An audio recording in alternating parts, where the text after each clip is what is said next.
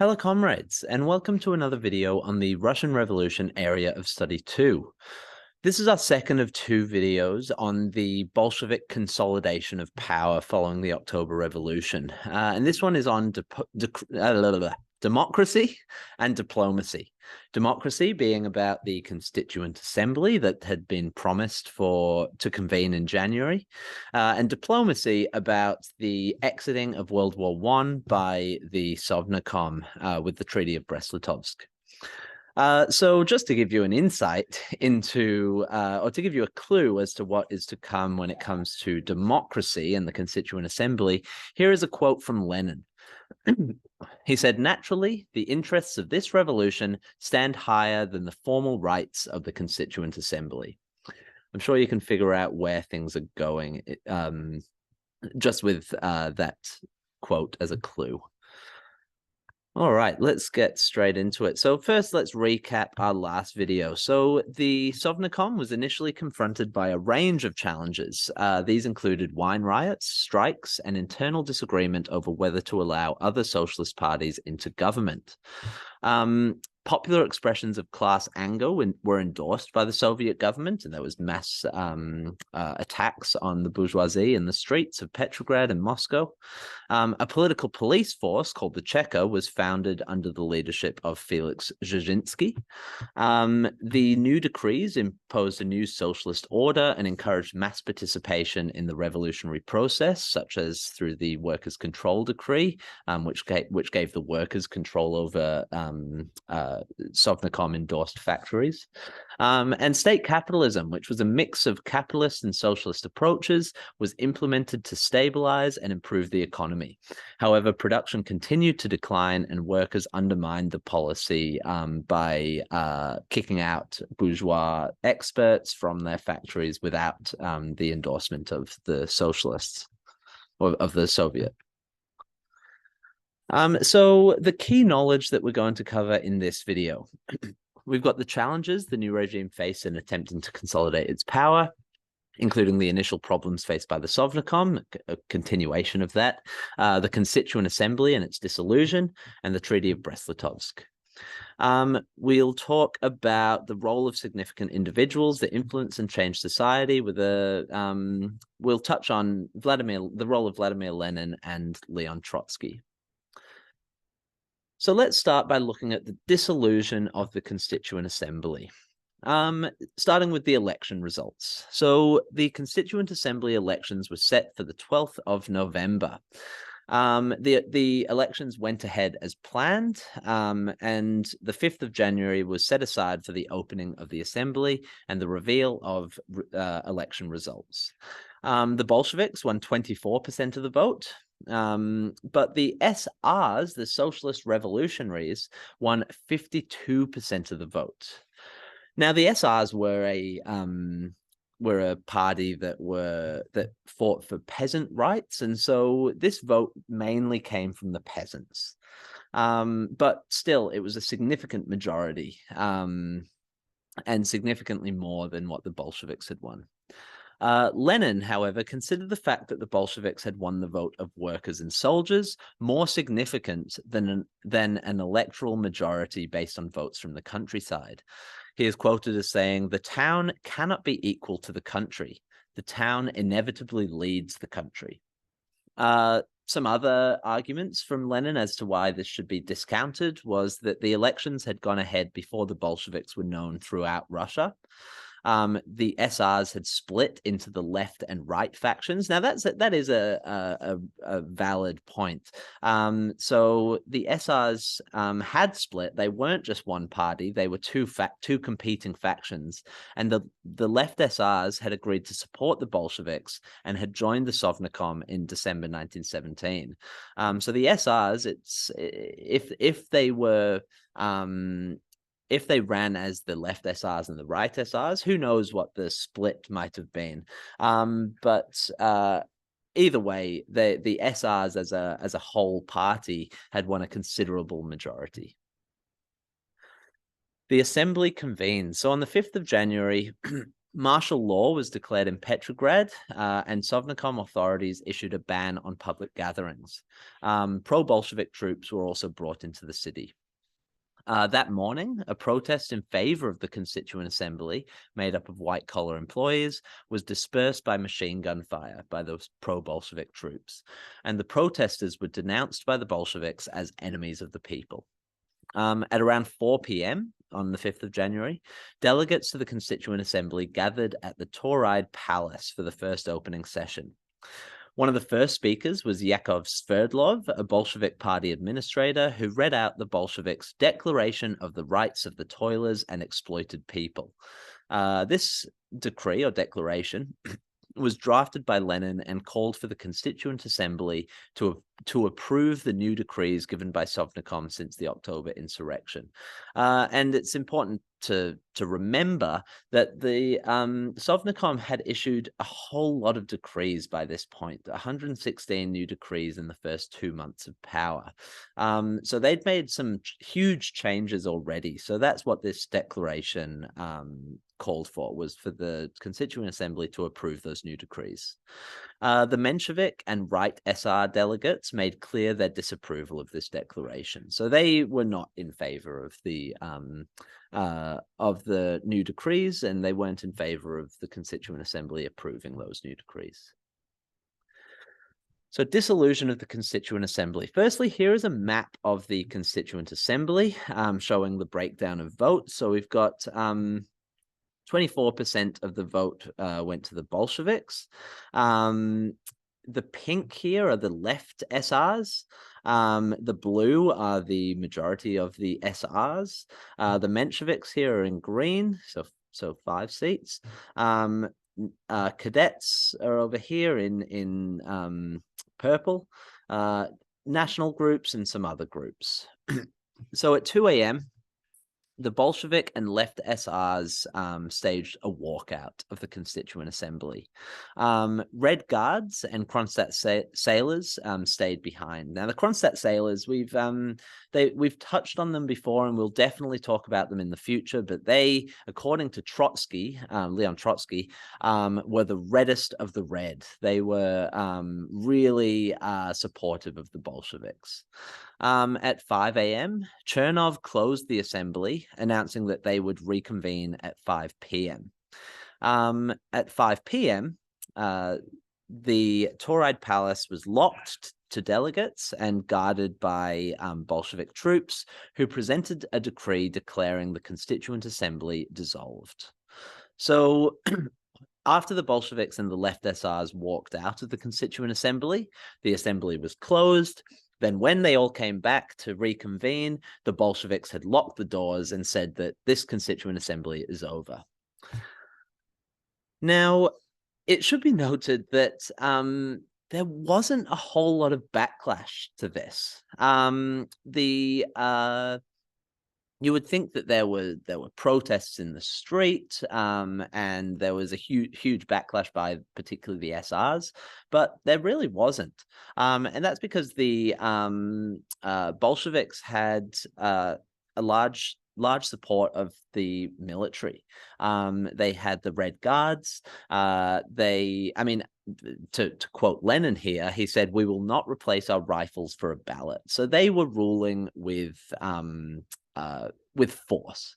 Here is a quote by Richard Pipes on the Constituent Assembly. He said, "The machine gun became for the Bolsheviks the principal instrument of political persuasion.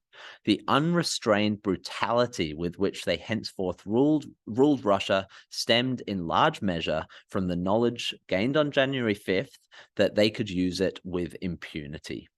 So this was a really significant turning point in terms of the Bolsheviks realized now that since they had military power, they wielded enormous political power as well. The Constituent Assembly posed a challenge to the new regime in consolidating its power, but the new regime came out unscathed. So this dissolution of the Constituent Assembly was really significant in terms of the Bolsheviks consolidating their power, and in terms of figuring out how they were going to rule. So let's now talk about the Treaty of Brest-Litovsk. So the Bolsheviks' decree on peace from the 26th of October 1917 was met with widespread approval among workers, soldiers, and peasants. It was something that Lenin had been calling for, peace bred land.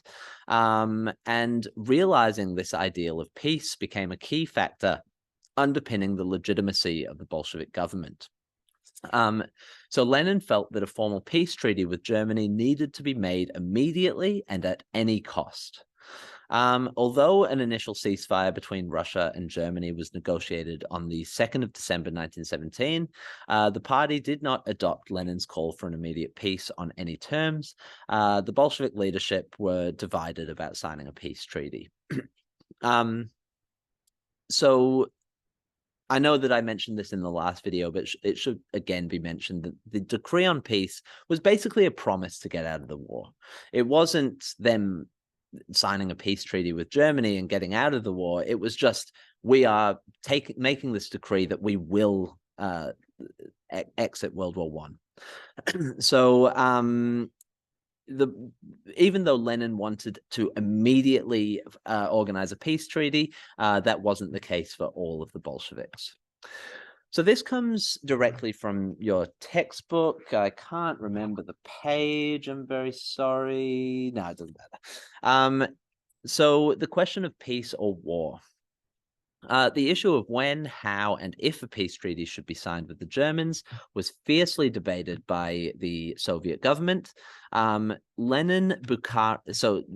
Lenin, Nikolai Bukharin, and Leon Trotsky championed three main positions. And it should be noted here that these are not direct quotes. They are creatively paraphrased to represent the ideas that they were pushing for, the positions they were pushing for. So Lenin called for an immediate peace. He thought that Russia has had a socialist revolution, the first in the world, and this must be safeguarded at all costs. The Russian soldiers will no longer fight, and if the Germans invade, Soviet power will be overthrown. So because he wanted to protect the revolution, he wanted to immediately negotiate a peace deal. Bukharin felt that to sign a treaty with Germany would mean giving in to a capitalist and imperialist power.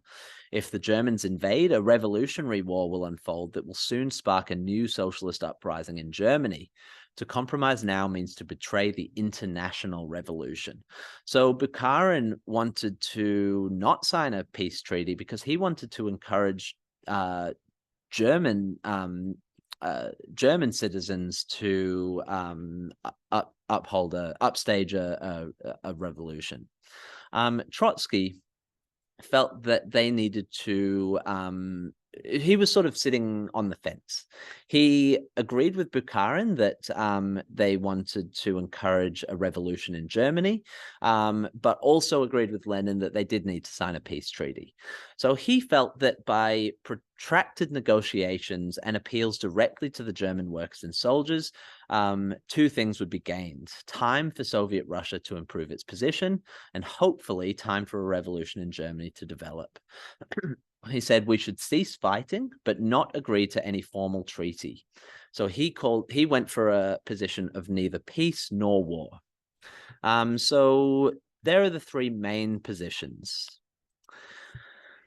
Now, Trotsky was the Commissar of Foreign Affairs, and so he led a delegation to negotiate with the German High Command at the town of Brest-Litovsk in Poland. He pursued the policy of neither peace nor war and employed tactics to instead extend the negotiations while also addressing the German public to try and encourage the development of a socialist revolution in Germany. Here is the delegation that the Soviets sent to Brest-Litovsk, which included a worker, a sailor, a soldier, and a woman, all symbolic of the new egalitarian order. They also So the Bolshevik officials forgot to include a peasant delegate to also represent the new socialist order. So they invited an old peasant farmer that they found walking the streets of Petrograd to catch the train to Brest-Litovsk with them, and he went along as well. So the German high command grew frustrated at Trotsky. They presented the Bolsheviks with an ultimatum: either accept the peace treaty terms on offer, or we will just continue with hostilities and the war will resume. Trotsky announced that Russia would pull out of the war, but refused to sign the peace treaty. Now, Germany called Trotsky's bluff, and on the 18th of February 1918, Germany sent 700,000 troops into Russian territory. They met no resistance from Russian troops and advanced with ease. Soviet officials moved the capital to Moscow because Petrograd was closer. The Germans were advancing on Petrograd, and they set up residence in the Kremlin, the very famous building in Moscow that you will have seen pictures of. On the 19th of February, a message was sent to Berlin expressing the Soviet government's willingness to sign a peace treaty. So this had enormously backfired on Trotsky. Germany had advanced into Russian territory, and after just one day, they went, all right, we will sign a peace treaty, just stop invading Russia, please. A new treaty was presented on the 22nd of February with much harsher terms than the original peace treaty. On the 3rd of March 1918, the Sovnarkom signed the Treaty of Brest-Litovsk, and this was met by national humiliation, which led to resentment among groups opposed to the Bolsheviks, such as former Tsarist generals and the now banned Cadet Party. Trotsky refused to sign the treaty, resigning as Commissar of Foreign Affairs and taking up the position of Commissar of War. However, after debate at the 7th Party Congress, the treaty was finally ratified on the 15th of March. In protest and out of humiliation for the Treaty of Brest-Litovsk and the way it was handled, the left SRs resigned from the Sovnarkom on the 19th of March, leaving the Bolsheviks, who were now known as the All-Russian Communist Party, as leaders of a one-party dictatorship. So I mentioned the harsher terms. Let's have a look at what those harsher terms were. So Russia lost 89% of its iron ore and coal reserves. So many of its mines were lost to the Germans. 54% of its industrial enterprises, so many of its factories. 26% of its railways went to Germany.